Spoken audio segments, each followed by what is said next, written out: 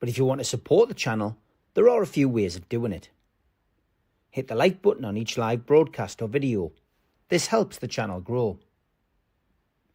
Hit the subscribe button and select the all notifications option. Hit the thanks button to buy a super sticker. You can do this on the live chat too. You can also join our Patreon page or buy us a coffee at the link in all of our video descriptions below. We are also looking for sponsors.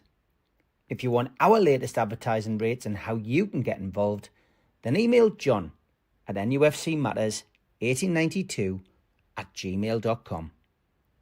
Thanks for watching.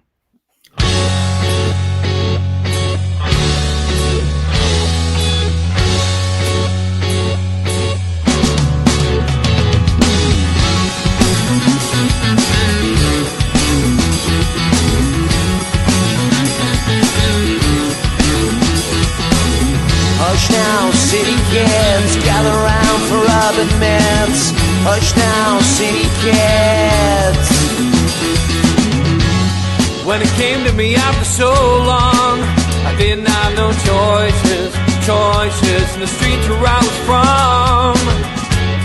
When I think about the pain, I didn't have no choices, I took what I had sworn. Hush now, city kids, gather round for urban myths. Hush now, city kids.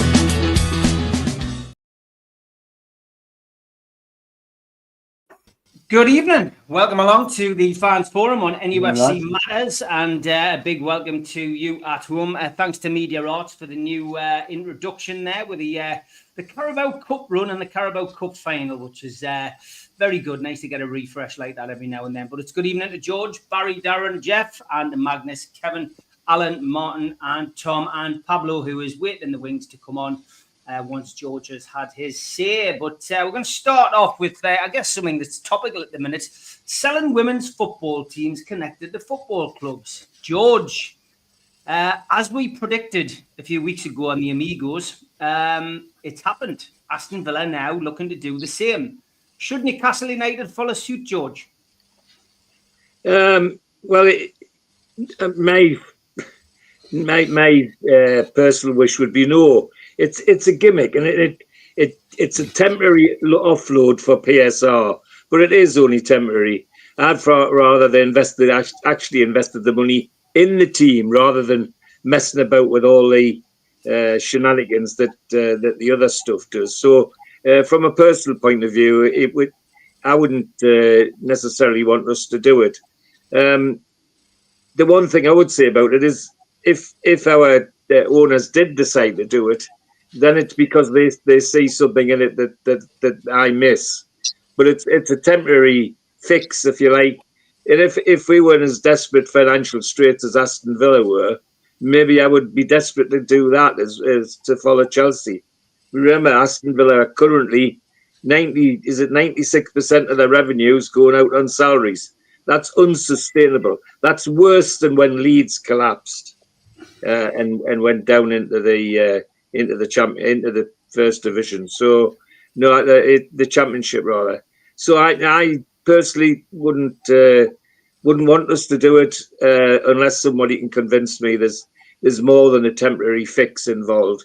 And the ironical thing for me is that when we had the takeover, we had all these people saying, "Oh, that they'll be doing this, they'll be doing that, and they'll be doing the other." Well, it's all the others that are doing all these side deals, like buying hotels and selling hotels, and now the women's team and selling grounds and all of that nonsense. Well, good luck to them. I would like to think we would stay sharp. The crowd goes wild. It definitely does.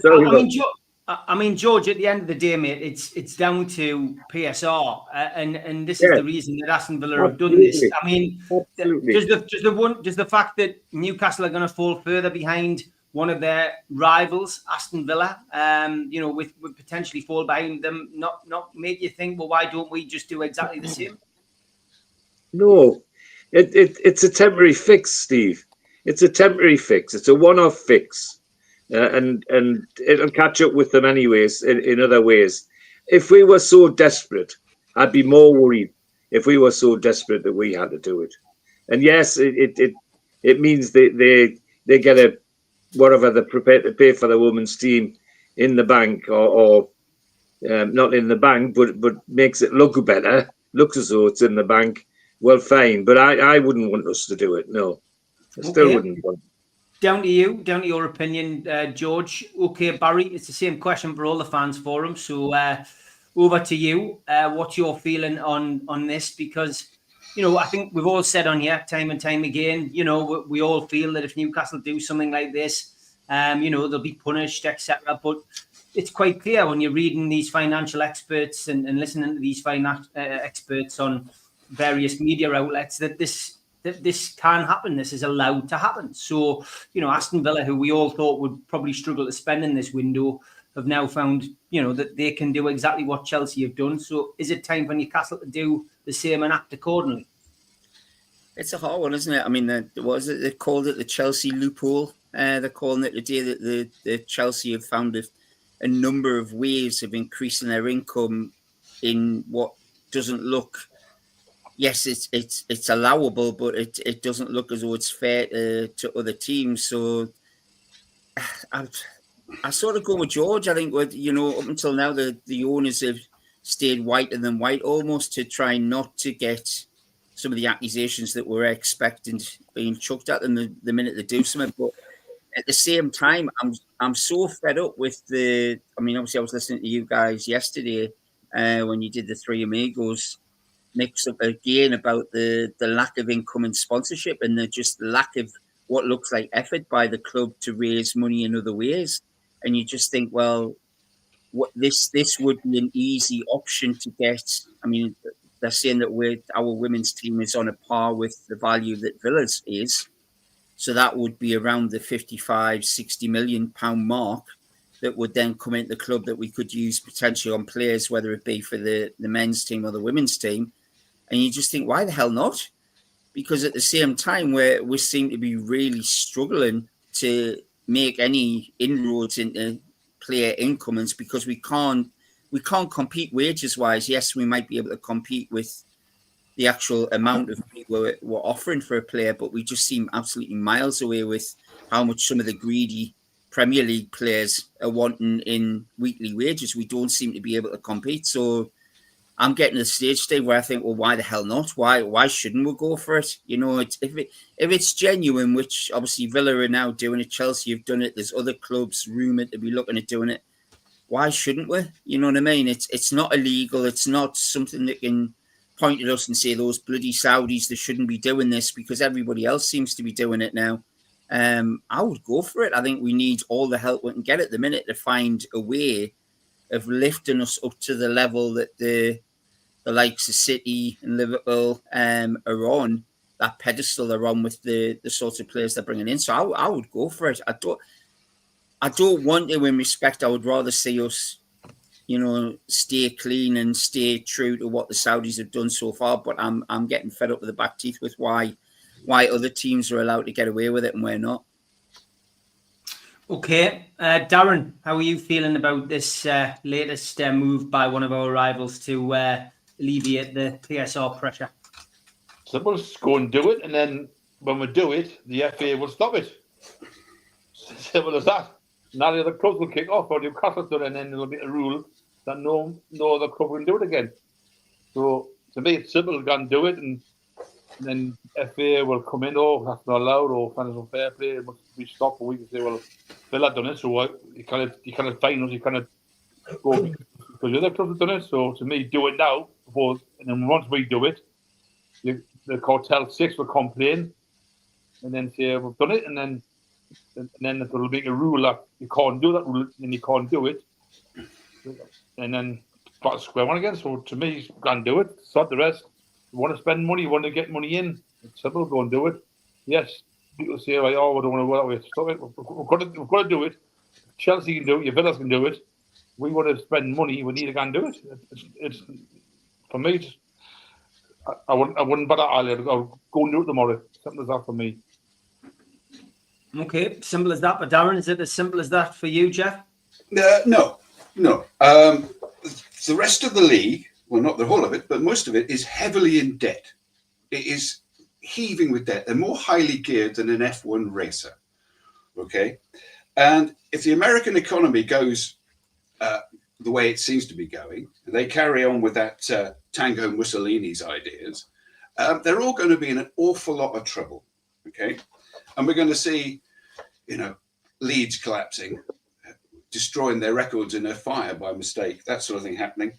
The whole Chelsea thing is just ridiculous. The background to that is basically money laundering. It is a criminality. And in terms of what's going on in Newcastle, we're looking at a huge development involving what we call planning gain, or you might call it bribery, but there's an awful lot of redevelopment going on at the airport, etc., etc. And we are, if you like, an entrepot to sporting activities in the Middle East. They've done the oil, they've bought all the palaces and the property they could possibly ever want, and now they're wanting something a bit more sustainable. And they're moving into sport.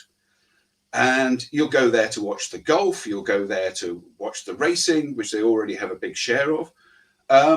So I think it's part of a much bigger picture, and we don't really have to worry. And, I think it's just a bit of Stockholm syndrome we've got a little bit left over from. And there's one more point about the information we receive. I'm not entirely convinced of some of Mitch's information. When you think about it, he's getting information out of people while he's got his hands in their mouth and he's got certain stuff in there. And God knows what they're telling you. You're right. Anyway, just a passing. Very good, very good. And can I just say, Jeff, thank you for your very thoughtful presence. George, would you like to show everyone what you got off Jeff at the? They've already had a sample. So the greedy little duck now has a voice. Let's hope you use it a lot. That's what I'm doing. Yeah. He got me a Terry Pratchett book, and he got Mitch a very nice watch, which I'm sure Mitch will be wearing with pride with NUFC Matters on. But thank you, Jeff, anyway, and it was good to see you. Briefly, because obviously I didn't get there on time. And whilst we're talking about that, I did want to save it until I had Jeff on. Just want to say thanks to everyone who came. You know the total we've raised. It's up to £877 now because of Rob's donation.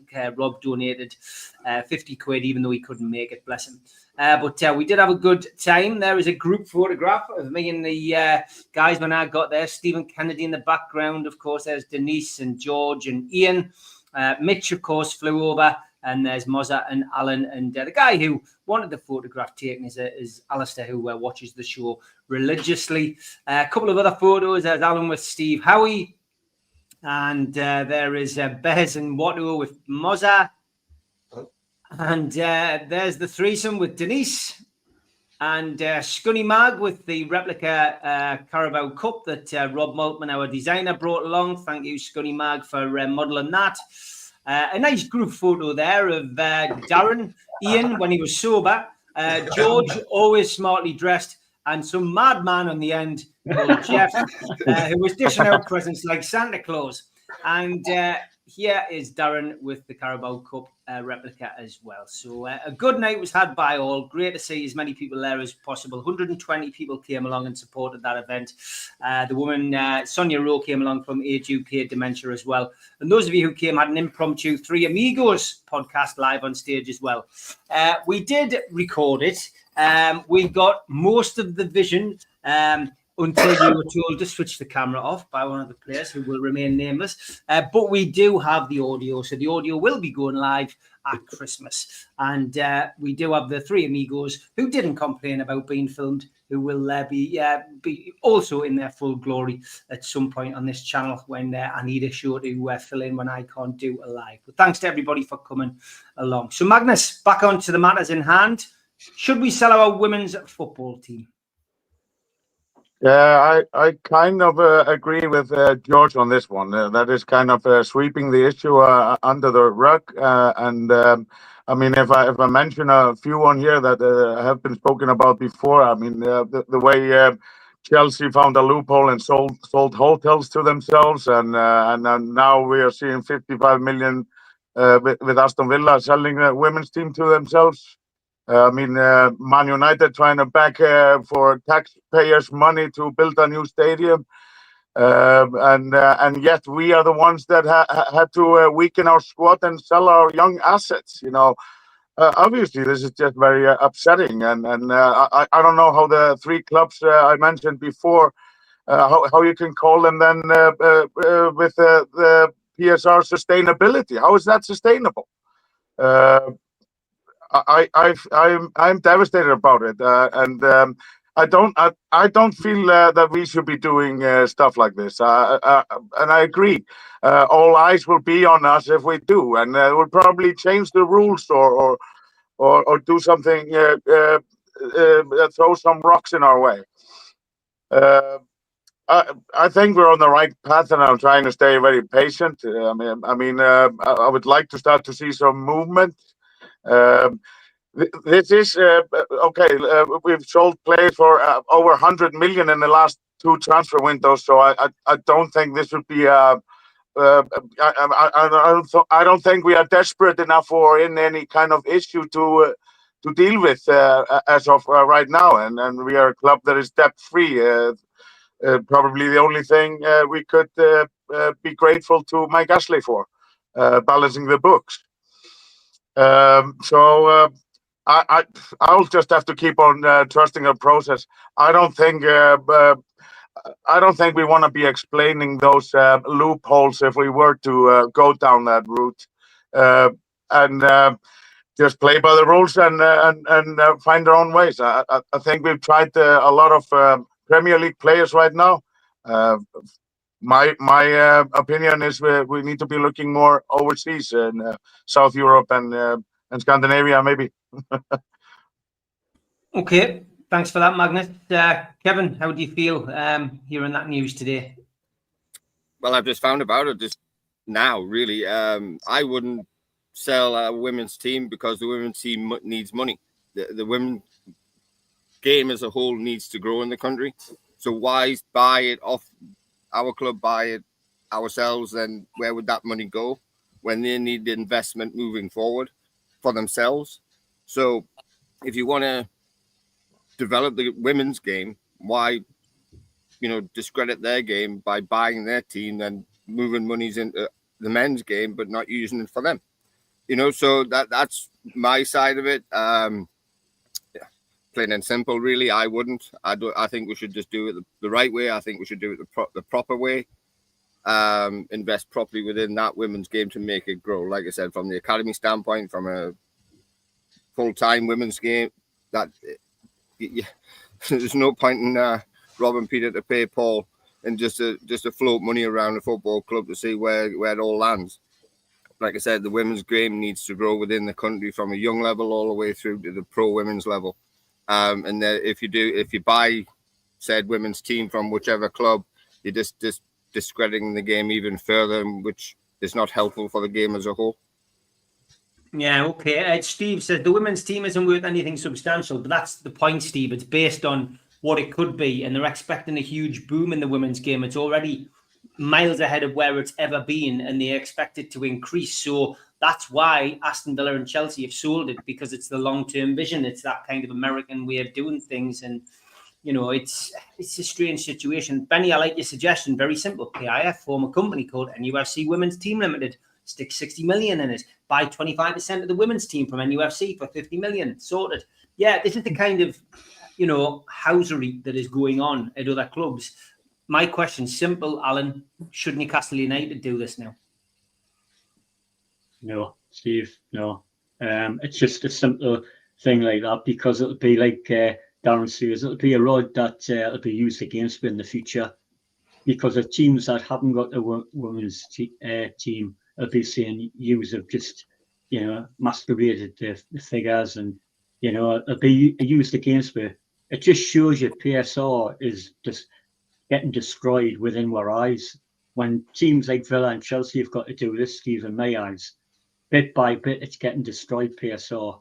I still, in my mind, lads, I still don't know why they haven't designed a system where it's simple. You allow £300-400 million every transfer window to spend, and basically that's it. And it's simple. And if you've got owners that can spend 300 or 400 million, the teams that haven't got rich owners, they may get rich owners in the future. It's always been used against, oh, well, you're just creating another cartel by having that. But surely the teams that will get future owners that could get it gives them the opportunity to still build up a team and a club. But simple answer is, Steve, no, because they'll use it against you. I know everybody's desperate because of what's going on, and we cannot buy players, we're having to sell young players, but it will be used against you. And I've always said it, that every reporter is willing Newcastle to break a rule somewhere down the line. I know we're desperate to get players in, and we're desperate to be number one, but no, not for me, Steve, because it's PSR is crumbling in front of our eyes, and as far as I'm concerned, because teams are having to do all these shenanigans to get money in. Okay, Yano says, for God's sake, get your heads out of the sand. If you've got opportunities to invest, don't take them. Then don't moan when you can't compete. Get in the game. Ian says, they aren't selling it to themselves. It's an important point. They are selling it to the owners. 2 seconds, George. They are selling it to themselves. It's an important point. They are selling it to the owners, says Ian. Yeah, go on, George. What were you going to say? Well, you keep saying investing. It's what the banks call windmilling, because the money's there. It's not going anywhere else. It's just staying in the system and being turned round and round. And as Kevin rightly said, and I said at the beginning, if we really want to develop the women's game, let's put some money into the women's game. Don't use the women's game as an excuse to make money to develop the rest of the club. You can't have it all ways, but the system is saying it's investing. It's not. It's just windmilling money round. The money's not coming. It's not new money. It's just money that's being pushed around. Okay, Tom? I respectfully disagree with George. Is that and Kevin? I think Benny and Yano have it right. Richard Masters came out 2 weeks ago, or last week, I guess. He gave an interview, and he said that Chelsea, what they did was okay. That they determined the value at $200 million for their women's team because they had an investor that bought a 10% stake, and that 10% stake at $10 million, made it worth $200 million. So in accounting, you have real assets. You have an asset, right? So if the Premier League is saying that any real asset, if you have a third-party investor willing to pay 10% of that, then that asset is worth 10 times that. He just said it. So the rules are the rules. We're not breaking the rules. We're going after the rules. We're complying by the rules by doing anything it takes. Now, whether that's a women's team, if Mandy bought that for £10 million, that our Williams bought a 10% stake for £10 million, our women's team would worth £100 million. Why wouldn't you do that? Why wouldn't you do that? I think we would jump at the chance to do that, invest back in the company. We know that once we do it, that loophole is going to be closed. So we need to take advantage of it when we can. And it's not just the women's team. It's any real asset. If it's the stack, if George opened his bank account and he bought a 5% stake at the stack for $5 million, guess what? The stack is worth $100 million, according to Richard Masters of the Premier League. So I think we're putting our heads in the sand by not going after the loophole that's available to us, why we still can. So I'm 100%. Just one other thing, if you're selling the women's team to someone, and the hotel at Chelsea is an example, if you buy or sell the women's team for £100 million, it doesn't mean you can't buy it tomorrow for £10 million back from that investor. PIF has a million different companies, shell companies that they could do that with. It works. So Chelsea already did it. Why are we trying to be holier than thou? Let's go after it. Let's go ahead and cash in on it, invest in our club. We'll be a perennial powerhouse. And I don't think it's cheating at all, because Richard Master and the PSR, The Premier League, the FA, they said that is a legal loophole, so we'd be foolish not to take it. It's very rare I agree with you, but I do on this occasion. Okay, there we go. Martin, what's your feelings on this? It's an emotional subject. I can see that. That's why I asked it tonight. I think the first thing, like I get all the points of view, and I think there is still points, something. Fantastic points. Sorry, Martin. Sorry.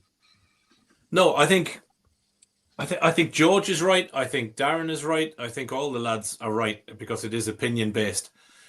I think there's a couple of things for me. First of all, you don't want the value of the women's team now. You want the value of the women's team when they're in the Women's Premier League. Chelsea's girls are in the Premier League. There's a different value. So why undervalue the team now? If we're going to sell them, let's sell them when they're in the Premier League in the season's time, and let's get a better value for it. That would be my first point. The second piece for me is, and we've mentioned the company multiple times, PIF. These guys are not idiots in any way, shape, or form. They are one of the biggest conglomerate buyers and traders of companies in the world, if not the biggest. They've probably got some of the best legal beagles that money can buy across the world in all of their different branches and companies. They've got companies that they've taken on board, the likes of P&O Cruises, Disney, Twitter, all these other ones. They're no clowns. They're no mugs. If there are loopholes, you can guarantee your backside they know where to get round it. And they haven't. So you have to ask the question, why have they not? And I don't know the answer to it, but there's obviously something that stops them going deep into it. And I think George makes a point. It's a quick fix. It's the same with Chelsea with their contract, 7 to 9 years, right? Your man Mudryk is going to get done on a drugs ban, right? He's got a contract till 2031. His chance to get a ban till 2029. Best life hack in the world. He's going to sit at the bench and get paid. He can't even go. Life hack. He wins. Full pay for sitting on his backside. What can Chelsea do with him with a contract that's worth 9 years? Dead money. Absolutely dead money. They will get caught out at some point. All they're doing is spreading that bit of cash over a period of time. For me, the level playing field I want to get us into the game is very simple. And Kevin and Tom are in the States there. The thing for me is, and Kevin, maybe you can correct me on this. I know the likes of, in baseball, you got the likes of the Red Sox and you got the Yankees. I would use an example. Like salaried players and players coming inbound, international players, etc., are capped. And wages are capped over a certain amount of seasons. So why does the Premier League, if they want to go, I mean, we're going down the American route anyway of doing halftime interviews with the coach and players who are substituted, which I'm sure if they'd done Nick Pope when he got sent off with his red before Wembley, he would have been a cracking interview to do. But if we're going down the American route, which we seem to be because, the likes of Chelsea's man and a couple of other letterboxes that are in strange places across the States who own clubs, they're going down this road. So why don't we introduce, instead of going on, I take your point, Alan, why don't we just have 400 million every season, every window and go and spend it? Why don't they just cap the wages? And that's the easiest fix, because then if you cap what you can spend and you cap the wages, then you don't have this issue of, okay, well, we're in for Mbuemo. Well, why don't we get him? Well, because Man U are going to pay him $1 million a month. Mm-hmm. If there's a cap and that cap is set across all 20 teams, you can only spend the same. So therefore, there's no unfair advantage of Man United going, okay, I can pay him 250 or 300,000. So for me, that's the quicker fix I would like to see at the moment, to put teams on a level playing field, which is cap the salaries out. That, if it's 150,000 or 120,000, like, with all due fairness, how much fucking money does one man need? So cap it out, give every team a fair chance, and then let the rest of the stuff play out if you can afford them. And if you lose a player because they go, well, you know what, Man United is a bigger club and the history and everything else, I have no problem with that.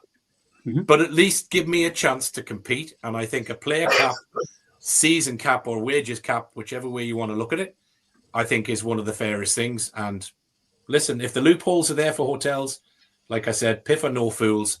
You know, the biggest question I've got at the minute is, yes, there are more sponsors have come on board. And we got the Adidas deal, but I think that was a deal on rhetoric that was, you know, was a love affair. I think that was a very easy deal for like Mandy and Silverstone to get over the line. My biggest question at the minute is, okay, where is the other sponsorship? And what is Silverstone doing for his dollars? And I get he's getting small little bits and pieces in, and it is growth. I'm suspecting the part of the bigger argument is, how do you go and find somebody that wants to buy the sponsorship for the ground that's going to pay you 200-300 million? If we do the reverse of that, which is we let some sub company of PIF to buy it, you can absolutely bet your backside we'll be in the next bunch of charges right in behind City, because the Premier League and the FA will come running at us. And I think there is a huge, huge piece of where we are currently is waiting to see what happens with City. And until that's done, I don't believe you'll see us ramp up. Okay, I told you this would be an emotive subject, and it has been. Great points, Mon. Great points. Yeah, great points. Some great. Real quick though, with the salary cap, Tom can probably tell me more. I've only been here 16 years, but a lot of franchises manipulate their cap system. So therefore, like a rookie, like a first time, will come in, will pay them minimal. The top earners will still pay the top earners. They'll do trades to other teams around the country, whatever. So it's still manipulative, and it's still the elite still be the elite. But I understand where you come from in terms of the initial salary. But it does give you a more level playing field, right? Exactly. Even though there is that twist. Right. On the wages there's cap, not that many. Yeah. On the wages cap, don't we still have Boston to get over? That good point.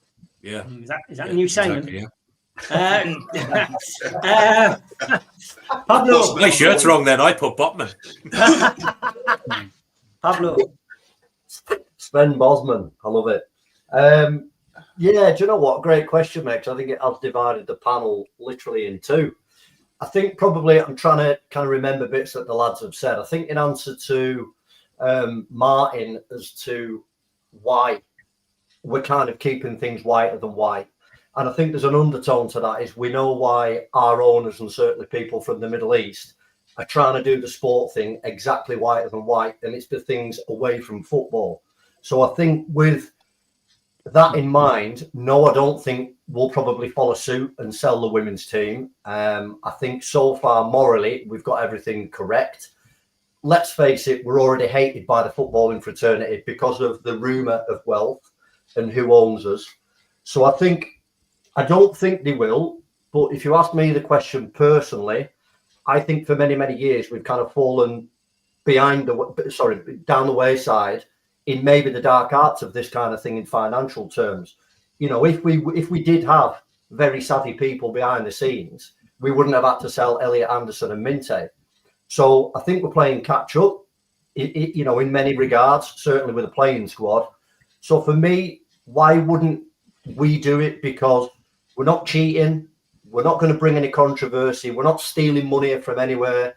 Like George said, we're just windmilling it around the club. And let's face it, in business and life, that is done daily, not just in football.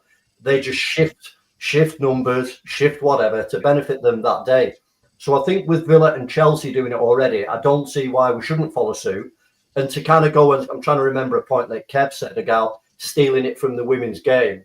If you look at it on the positive, and that money that we garner from doing that then propels us into the Champions League again next year, thus earning another 100, 200 million, why then can't that be reinvested back into the women's game? It's all about just moving numbers. Well, I think really, I don't know. No, I don't think we will. Have I got a problem with it? Absolutely not. As long as it's not to the detriment of the women's team, which I don't think it would be.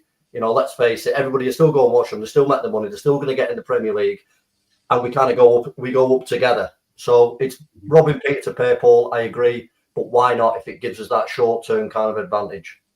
But I know the moral side of it, George, is, you know, leave it alone. Let's do it on our own. But the Premier League and football, as we know, is an absolute cauldron of nonsense. Yeah. Okay, great points, all well made. Next topic of conversation. I've seen a bit of criticism of the owners, George, from other sources over the course of the weekend. Fans having a pop. I've seen, we read this out, of course, on the Amigos Professionals last night. What do you still feel? Trust in the Saudi ownership? Do you still think, trust the process is a phrase that's already been used on the show tonight?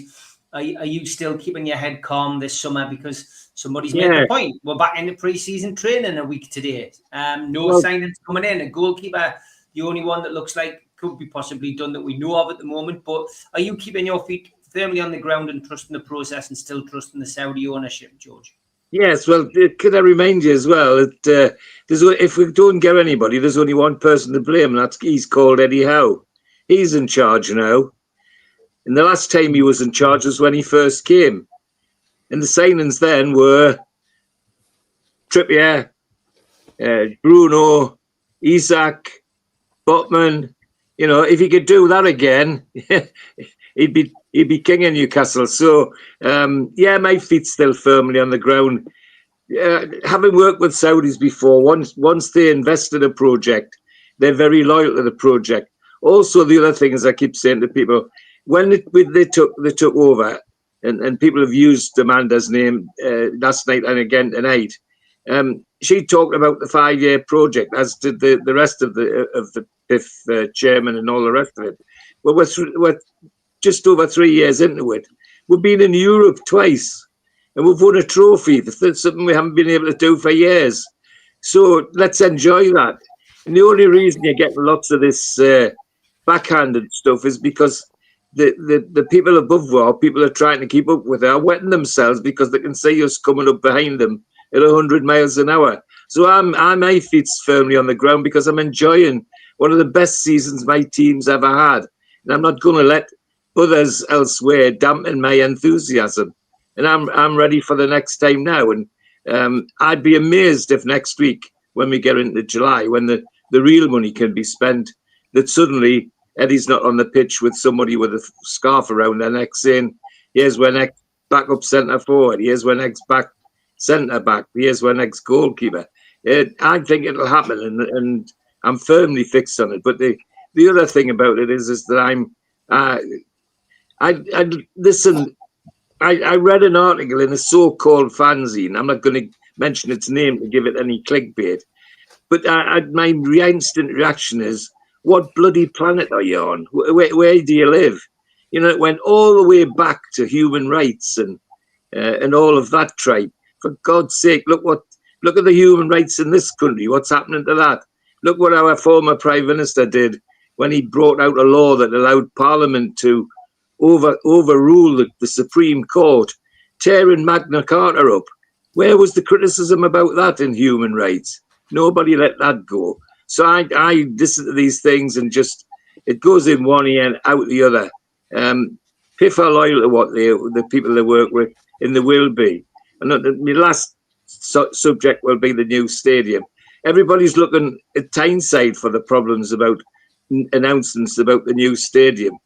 I personally think that it's not a problem. It's been well discussed back at PIF in Saudi Arabia because they want the best. So don't be surprised if they suddenly announce it's going to be 100,000 instead of the 70,000, 75,000 we've been talking about. There you are. That's me finished. But no, my feet's firmly on the ground. I'm looking forward to next year. Okay, Barry, what's your feelings on this? Are you still trusting the process? Are you starting to get a bit nervous now with the owners? I don't think it's the owners I'm nervous about. I mean, God, I'm the same age as you, Steve. So you look back at some of our previous owners, not just Mike Ashley, but you look at the Freddie Shepherd, Dougie Hall, dodgy days when you think they were so disrespectful to the club and the fans and everything else. They were absolute knackers. But you've also got your John Hall era in amongst it when obviously John Hall took over the club. So we've had some complete ups and downs. I mean, I think PIF they'll be there. They'll be there for I do agree with what the guys have said, that they'll be there for the long haul. I think it's just a little bit frustrating how long it's taken, but I don't think that's down to them necessarily. I think it's down to the roadblocks that are being chucked in front of us by a corrupt Premier League and some rather jealous other teams who are in that Premier League who are using their powers to stop us at every chance they can get. No, I believe they'll get us to where we want to be. I mean, they've done it. Like you guys have said, they've won us a trophy. And, that part of us didn't think we would win a trophy in my lifetime. It's been so long since we've been there or thereabouts. And obviously we've been to 2 cup finals in however long it is. And the Liverpool Cup final, we deserved it 200%. But that for me is such a huge step forward with what we're doing. And like the guys have said, we've qualified for the Champions League again. We're moving forward. It's a shame it's not as quick as we possibly could move. But like I say, I don't blame that on PIF. I blame that on the people they've got against them for whatever reason, who are trying to stop us from getting to where we want to be and just basically be on a level playing field with everybody else. But no, I think Eddie has done what no manager has done in my lifetime. And he's won us a trophy, and I think he'll do it again. I think he's got that ability to lift players and bring them on so well that he'll drive us on further and further. I just like the guys have said, I hope that the signings come in this summer to give them that bit of support, ready to have another good go at the Champions League for this season as well. Okay, that's 2 in the positive camp. Mr. Negativity, how are you feeling? Right. Can I give it George just a little bit because Eddie's got control what players will buy, and he can't keep being loyal to players who's done all right or he loves them because of the great round they have around the club. He needs to be a little bit ruthless this time. He needs to get players in, players out still. And if we haven't signed possibly 5 players, I'm worried for him, and if I'll start to see if we lose our first 2 games, how many people will be asking for Eddie Howe out? Because if he only brings in 2-3 players, it's worrying. Because Eddie Howe's at his next level now. Yes, he's won the cup. He's done great since he's been here. He's done a fantastic job. But a manager can only be, how long has he been here? 3-4 years now. It's his next level. Can he do it? Can he go that step further? Because he's got to see who comes in. I think when you give a Joe again, you brought Bruno in, he's brought other players. He's brought them in. But now he needs to be a bit ruthless and go for the best. If he can't, or look for bargains. You still hear rumours Callum Wilson's going to get a new contract. I hope if he does, it'll be catastrophic because he has been. And he needs to get rid of Lascelles, get rid of him. Trivia, yes, people say, oh, he's a good player, good service experience. And now he's 33 years old. He needs to find somebody who's young and pressure. He needs to force players out. So, and Saudis, they don't really talk to fans as much. I know the plan and stuff and all that, but never hear no from like it's all like what they say. Oh, Newcastle great club. They don't really talk to us much. They keep up what the money of us, but we don't talk to us as much as they should do. But if I haven't got 2 players in by the first 2 weeks of July, I'm worried big time because if we only get 3, if we get 3 people in, it's catastrophic. I think we need 5 players in easily. And okay, all right, okay, Darren, thanks. I would urge anybody, thinking of just Callum Wilson there, while it's on my mind, to watch the high performance interview. I know everyone's talking about Dan Burns, but I'll take the hat off to Callum Wilson. Opening up about mental illness and mental health, and essentially, considering taking his own life, on more than one occasion is something which, people don't tend to do, especially when they're celebrities and big name celebrities. And Callum Wilson on that interview really opens up, and he's not looking for sympathy because his experiences in his life essentially, made him become, the player that he became. And listen, Callum Wilson will tell you himself, he knows he probably can't play at the very, very, very top level now, but he's still got a lot to give a certain team, whether that's a team in the Championship, whether it's a team that's got promoted who can afford his wages and give him that opportunity. But I wish Callum Wilson nothing but the best, and I just hope that when he does, get an opportunity to move on, it's the right move for him and his family, and thank him for everything he's done for us, because he's been a hell of a servant for Newcastle United. Jeff, Saudi ownership, thoughts on moving forward with them? There has been quite a bit of negativity. The same old faces again. I won't mention them. We don't get into slanger matches on here, but the same old faces online have come out with their anti-Saudi rhetoric, because in their minds things aren't going as they think they should be, i.e. no CEO, no director of football, no investment in players in the last few windows. I could go on, Jeff. You know where I'm coming from. Yeah. Well, the point is that the Saudis bought into our culture.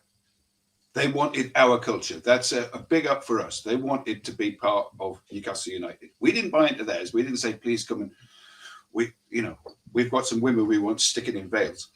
And you've got to remember that PIF is a very grown-up thing. They're a very grown-up company. And in the Middle East, the concept of face is very important. They're not going to do something stupid. They do not want to lose face. They do not want to seem petty. They have got big, very long-term plans. And in terms of bribery, we're talking about planning gain.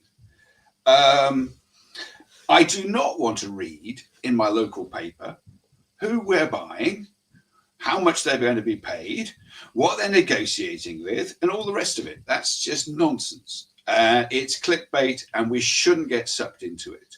And the bigger picture is, for people like Callum Wilson, these questions reflect their long-term future and their families. They've got children, they've got wives, they've got kids at school. Whatever it is, there are quite complex issues that you can't just say, oh, he's off to Leeds, or we'll get rid of him. And I'm rather like the paternal culture where very good players go on and become part of the coaching staff and, contribute their knowledge and to the club. We've got a very good set piece man who could teach a lot to people. And the other thing is, we're enjoying our football. Bloody hell, I have not enjoyed football this much for years. Right? I don't care. We lose the odd match now and again, but every game we watch a game, it's wow, this is good. We're watching great goals. We're watching stuff that we never imagined we'd see under people like Ashley. And as I say, I think the dressing room is sacred. I do not want to see Dong Cam appearing in the bath. I do not want people being interviewed as they come off the pitch. It's ridiculous. And, I trust Eddie. He's got us this far, and I trust him and his team. It's not just Eddie. There's a big team of people, the bloody hundreds of the people back there somewhere. And admittedly, they could talk to us a bit more. But let's not forget, it's a closed season. They've been on holiday, right? And the fact they haven't bought anybody, I don't want to know. So I'm looking forward to it. And I don't think it's catastrophic. And the first person who says we need Jose Mourinho, I will personally shoot. Okay, just to add that that is Jeff's opinion. I'm sure he doesn't mean it. It's a turn of phrase, and anybody out there who may feel like reporting this, don't, because it was tongue-in-cheek from Jeff. Oh, yes. Jeff, thank you for that. SWAT is what I meant. SWAT, okay, thank you. Magnus, your feelings on the Saudi ownership? Well, you're speaking about 3.5 years, and what has been accomplished during those years. I mean, we were rock bottom when they came and took on this huge project. I mean, probably the best decision they ever did was one of the first ones, hiring Eddie Howe, because also with all the players that he buys there in January, I know we spent about 130 million back then, but we were right down to with our backs against the wall. We needed to act fast to save ourselves. The following year, it's a written history. We make the Champions League against all odds, or a little bit ahead of schedule. We hit a little bit of a hurdle the following season with all the injuries and the extra pressure of being in the Champions League. This was a learning curve that the team will have learned from. Seventh wasn't bad considering all the issues back then. And then, above all, it's given us hope, and it's a team that plays for a win absolutely every time. We were very hopeless and starting to get drained in the times of Steve Bruce and Mike Ashley. And last season we had a big decision to make when we sold those two players, but I believe it was the right one in the end of the day, because if we would have been hit by a 4-point withdrawal, we wouldn't have been looking at Champions League now. And at the end of the day, it was the right one. However, it is a little bit hard to see the easy fix of other teams selling their women's teams to themselves. It's hard to look at it, and it's not a fair battlefield, and they will keep on throwing those hurdles our way. But yet we are working miracles. This is miracles. But even heroes get tired, and I am slightly worried if Eddie Howe doesn't have a few more players for this campaign, the following campaign, then maybe he will start to get tired himself. But I am on the ground. I am calm. There's 2 months to go. I'm not stressing about anything at this moment. We still have a really great squad. We just need a little more depth. And with regards to the ownership, I am very pleased with things. These are the rules. We can't really control them, and loopholes. Yeah, this is questionable. We spoke about it before. I am at this moment very happy with the ownership, and I think we just need to keep on enjoying the ride, because it has been a lot of improvement from when they came, and long may it continue. And we haven't even reached the 5-year plan yet. So I see us with the next 2 or 3 windows, I see us as a potential Premier League winners. If the progress keeps on the same track as it has been. Okay, positivity there, Kevin, from Magnus. What's your feelings? Few phrases. Let them do their job. Let the PIF do their job. They're brilliant in business. Let Eddie Howe recruit who he wants to recruit. Let Steve Nixon do his job. Let them get the players who they actually want in with a bit of value, and that will improve the squad. Like I said last week in my show, that it's not quantity, it's the quality, and kind of disagree with Darren. 3, if we get 3, we'll get 3. So the 3's not good enough, though. I know, but it's the quality. You got to get quality. You can't. If you're going to spend, hold on. If you're going to spend 200, 300, 400 million, you just spend it to spend. You can't just spend. We don't need to spend 2 or 3 million. So if you buy quality players, 50s, 60s million, and get 3 in, you've improved the squad.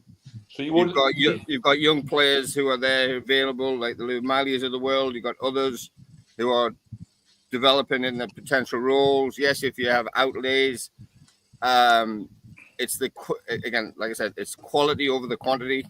Eddie Howe is one of the best coaches in the Premier League, possibly in Europe at this moment in time, based on what he does and what he has done. He's very elite. He can develop even the worst of the worst, he can polish up a diamond and create them something into some that they probably never ever thought that they were going to be. So if you give him somebody in the middle, even if it's middle of the road, but you can't just go spend them.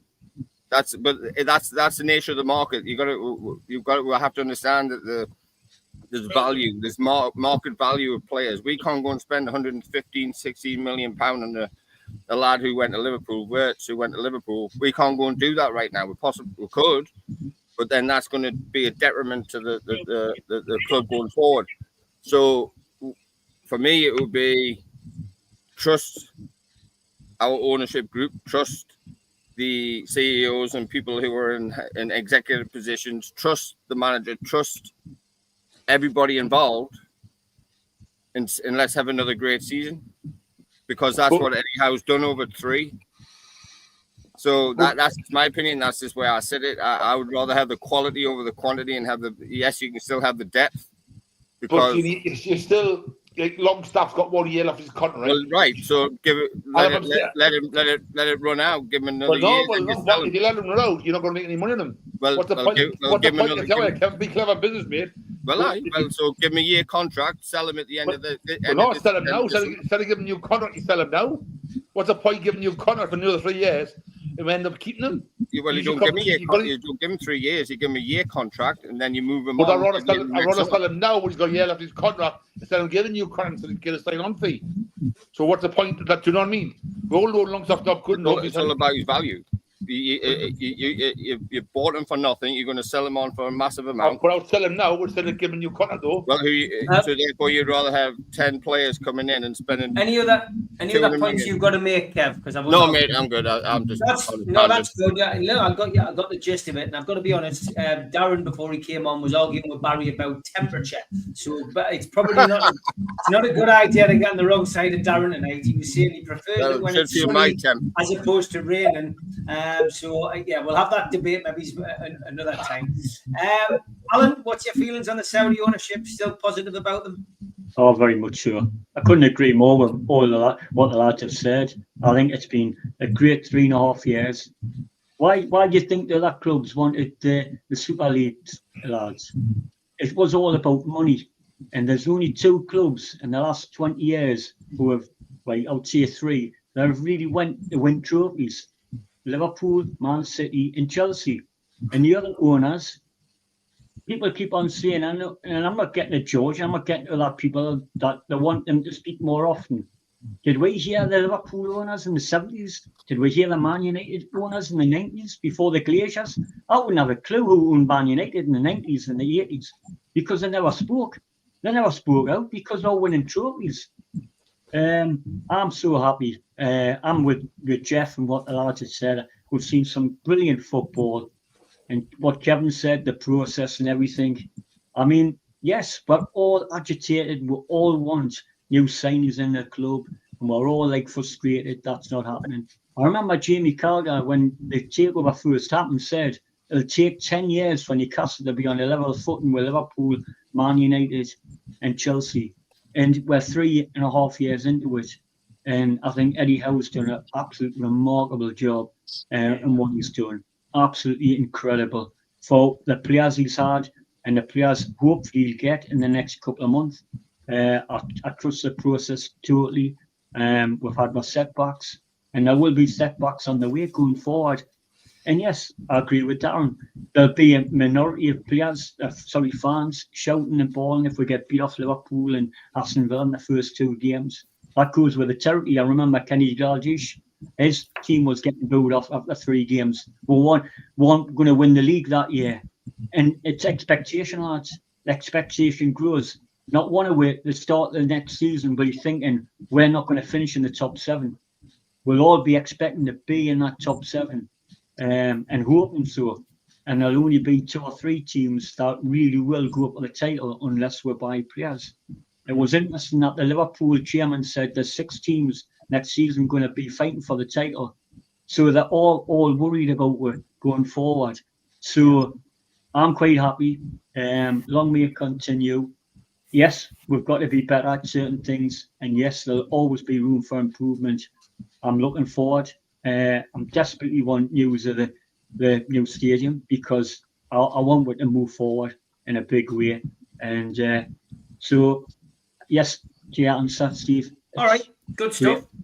Tom? Yeah, Steve, I certainly support PIF. We're in a better position than we've been in our history. So how could you not like what PIF has done for us? With that said, I kind of feel sorry for Eddie Howe. He hasn't been backed in the transfers the last few windows. We're in the Champions League next year. By miracle, I don't think there's another manager in football that could do what Eddie has done with the squad that he had, and limits on depth and injuries and other things. So I want us to buy players, not just for the fans, but also for Eddie, to give him the options and prove him that he can be all that he can be. We don't have time this one, but I've already heard that DCL, we don't want him. We didn't want McTominay back then. I get so frustrated by hearing the fans say no, not good enough. We need to improve the depth of our squad to compete in the Champions League, and Eddie Howe knows that, and I just hope that he's properly backed. Okay, Martin. I think for me, one of the key things we've missed here is we've had 2 Champions League runs, or we will have 2 Champions League run, and won a cup. We're ahead of schedule. So for me, I would imagine that the job that Eddie's done with the players that he's done has caught PIF out by surprise, I would think. Because they said, look, this is a 5-year project or 10-year project, it's long term. And within 2.5 seasons, we were playing PSG off the park at St. James's, in one of the best nights that, along with Barcelona in the Champions League, has probably ever been seen at St. James's. So I think we're ahead of schedule. I think what's perhaps slowing us a bit at the moment is what I said on a tweet I put out yesterday, which is we've got instability above, which is we are looking for a new CEO because we know Darren Eales is not well. It's clear and obvious that Eddie cannot work with a director of football because we've had 2 of the best in the business who have both gone their journeys. So the structure above needs to be right. And obviously, I think that, I don't believe for 1 minute that the chairman, Yasser or PIF, are not ruthless enough to make change. Mitchell's gone. He was meant to be hanging back till whatever, and the next minute he's gone by mutual consent. So I think the structure above needs to be right, and I think that's probably, if I was looking at it from Howe's perspective, I would imagine that that's probably part of the frustration in getting an answer and getting a go-ahead, and somebody going, yeah, right, go for it. I firmly believe there's money there. I think they'll bring the right players in. I think my biggest criticism would be at times the Northeast press, because everything we do gets played out in public. And you've only got to look at yesterday, and I'll give you 2 good examples. You had Luke and you had Keith Downey, and Luke comes onto Twitter and he goes, here in Trafford is done. And within 2 minutes, Downey's on the back of it going, still talking, nothing concrete yet, fee to be agreed. They haven't a clue. They haven't a clue what's going on. But they're not helping the situation because that's drumming up the fans who are going, what are we doing, lads? How do we lose Pedro? Who even knows if Pedro was a target? Who knows if Mbeumo was a target? And at the end of the day, they've gone somewhere else, even if they were. I only want lads that want to put on that black and white shirt and turn up and graft every single week.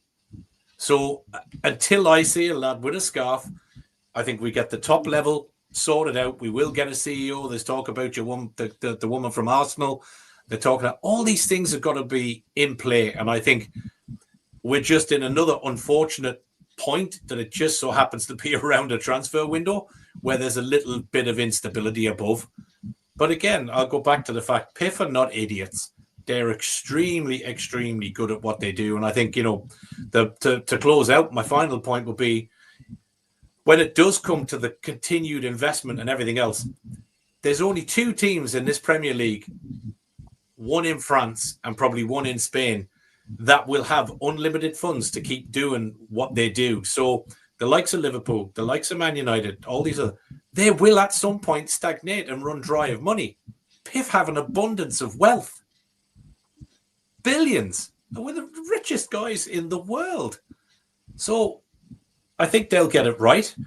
We will keep going in the same trajectory. And if we can sit back and do this show in another year's time, and we've had a class run in the Champions League and we've won the FA Cup, this conversation today is worth nothing. Because we'll be sitting talking about that like we did when we won the Carabao Cup. So let's just look forward to pre-season, getting back, games at St James's, Champions League nights. That's what it's all about. The stuff will determine itself. We don't control it. Denise, Martin's Twitter is there at MagsMighty1. I think is that still your Twitter, Martin? That's it, yeah. There you go. So Denise is going to follow you. She says, excellent answer, Martin. I need your X account if this is the kind of stuff you put out. So there you go. Pablo, I do tend to swear a lot now, Denise, just by the way. Just used to that. Give you a heads up. Just got a potty mouth. Denise. Pablo, last word to you tonight. Well, good news is Martin's now got 2 followers. I've just been sat here, lads, thinking, what can I sell myself tonight to make sure I've got more money in my bank balance tomorrow? I want to do a villa on myself. As regards, do you know what? You'd be an absolute maniac if you said I have no trust in the owners or no trust in any, because the trajectory we've been on for the past 3-4 years as a journey, it has just been constant up. So in real terms, yes, I do trust them, and yes, I do trust Eddie. Of course I do. However, looking at it a bit deeper, with the only thing I see why the apprehension is building regards to this windows, and I've said it before, it's the lack of movement in the past 2 or 3 windows that just kind of ramps up the apprehension and worry just that little bit further. For me, do you know what? We're still in June. In an ideal world, you'd like to have your players for pre-season, 1st of July, everybody's bedded in, perfect, everyone's a winner. Like Ferguson used to do at Man United, he used to get 3 or 4 in every summer, bed them in, and they were at the top of the tree. What can I say about it? No, I'm not nervous, but if you ask me in a month's time and we've still got no bums on seats, I'll probably give you a different answer. Purely for the fact is, we've all spoke about it. We have the Champions League season coming up. We all know on this panel, if we take our rose-tinted glasses off for just 2 minutes, forget Carabao Cup wins and all that jazz, we know that squad was bled dry of every bit of talent and every bit of effort. And Eddie got the best out of them, and that's all down to Eddie and the players. But if we're realists, that isn't a squad that's good enough to compete in the Champions League and on all fronts domestically. Some of the, most of our squads coming up 30 plus. And they're the players, fair enough, they're the players that are going to sit in the background. But I kind of agree with Darren. I wouldn't be disappointed with seeing 5 new faces, because I believe as a squad, as a group, to compete on all levels, which is what we want to keep that trajectory high, we need 5 players in. How that's done, I've no idea. But yes, I trust Eddie. Yes, I hope for a good season. But there is something in the back of mind that says that squad can't keep up that momentum for much longer if we do not add Vic. Great stuff tonight from the guys. Great stuff in the chat as well. And thanks to everybody who's paid us a compliment tonight on some, just sensible conversation, which is what it's all about. There are some fans out there, of course, who prefer to go the wild way, but we like to stay in our own lane and, just keep it real. Thanks to Barry, to Alan, to Darren, to Jeff, to Magnus, to Kevin, to George, to Pablo, to Martin, and to man Tom. Thanks to everybody for watching. Back 10 o'clock in the morning for a bit of Ask Wraith, and there is George with his quack. Brilliant stuff. See you tomorrow morning, guys. Bye. A big thanks to all our sponsors, Skips and Bins. You can find them at their website, skipsandbins.com. Contact them at www.skipsandbins.com/contact. Say hello to low-cost waste disposal with pay-as-you-go and contract waste management. A big thanks to Mr. Vicky's Sauces, handmade in Cumbria. You can find them at their website, mrvickies.co.uk, email info@mrvickies.co.uk, or telephone 01768 210 102. Thanks to our fanzine sponsor, United Group Travel. There are no strangers on our tours, just friends you haven't met yet. 2 crew driver and courier, local family company, 3-star plus quality hotels and no interchanges. Hot and cold snacks and drinks available on the coach all excursions included. Their website, unitedgrouptravel.com, email beverly.ugtl@gmail.com, telephone 01670 632 460 or 0791 666 4174. Just £30 per person deposit. Thanks to Media Arts for all the help with the technical side of things. And if you like listening to us as a podcast, you can go to Sports Social Podcast Network or to iTunes, Spotify, or other podcast providers. If you want to support the show, then hit the subscribe button. It's free. We do 7 shows a week. Hit the little thumb up under the video, which is the like button, or click share to share to your social media. You can also join the channel on YouTube by hitting the join button for as little as $1.99 a month. If you want to become an NUFC Matters member, you can go to nufcmatterspodcast.co.uk. It's a £25 one-off fee. You get your pen, you get your badge, a key ring, you get your beer mat and your fridge magnet and your membership card, nufcmatterspodcast.co.uk for that. And we have an event early next year, 13th of February 2026, an evening with Beardsley, Waddle and Gascoigne takes place at the Tyne Theatre and Opera House. To buy your tickets for that event, go to the box office 0191 243 1171 or Tyne Theatre and Opera House.uk.